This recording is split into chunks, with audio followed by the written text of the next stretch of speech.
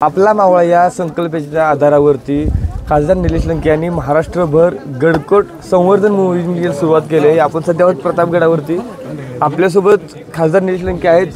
खासदार साहेब, काय सांगाल, कशा पद्धतीने ही संकल्पना तुम्हाला सुचली आणि संपूर्ण गड किल्ले सैर करताय तुम्ही?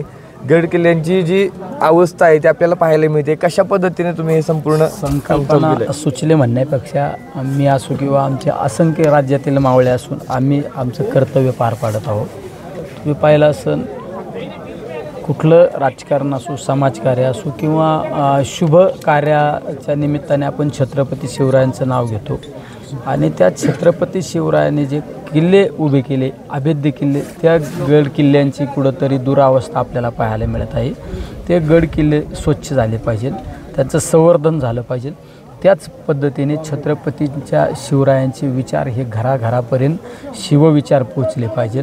त्या विचारांचा कुठंतरी आज विसर पडल्यासारखा सुद्धा आपल्याला पाहायला मिळत आहे। त्यामुळे आपण शेवट एक टीका टिप्पणी करत बसण्यापेक्षा आपण आपलं कर्तव्य पार पाडलं पाहिजे, आपण एक थिनगी म्हणून काम केलं पाहिजे।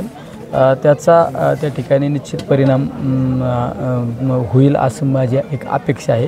त्यामुळे या मोहिमेमध्ये प्रत्येक मोहिमेला जास्तीत जास्त शिवभक्तांचा सहभाग या ठिकाणी पाहायला मिळत आहे। नक्कीच तुमच्या मोहिमेला प्रतिसाद देखील महाराष्ट्रातून मोठ्या प्रमाणात येताना आपल्याला पाहायला मिळतोय। परंतु आता 6वी मोहीम आहे आपली। गड किल्ल्यांवरती नक्की कोणत्या समस्या पाहायला मिळत आहेत तुम्हाला आणि त्याचे निरसन होताना पाहायला मिळते का स्थानिक प्रशासनाच्या माध्यमातून? गड किल्ल्यांच्या बाबत सरकार असो किंवा स्थानिक प्रशासनाच्या बाबत प्रत्येक ठिकाणी गडावर एक दुरावस्था आपल्याला पाहायला मिळत आहे।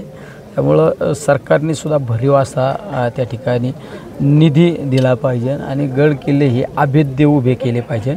कारण हा विचार अखंडितपणे चंद्र सूर्य आहे तोपर्यंत हा विचार शिवविचार प्रत्येकाच्या मनामनापर्यंत आणि छत्रपतींचं शौर्य या गड किल्ल्यांकडे पाहिल्यानंतर आपल्याला पाहायला मिळालं पाहिजे, अनुभवायला मिळालं पाहिजे। त्यामुळे हे गड किल्ले अभेद्य राहिले पाहिजे। एकूणच आपण पाहिलं की जे गड किल्ले आहेत याचं संवर्धन व्हावं, याचं समस्याचं आहे त्या निरसन व्हावं आणि संपूर्णच ह्या गड किल्ल्याचं संवर्धन झाल्यानंतर जे गड किल्ले आहेत ते आपले अभेद्य राहिले पाहिजे अशी जी प्रतिक्रिया आहे ती एकूणच खासदार निलेश लंके यांनी दिली आपल्याला पाहायला मिळते।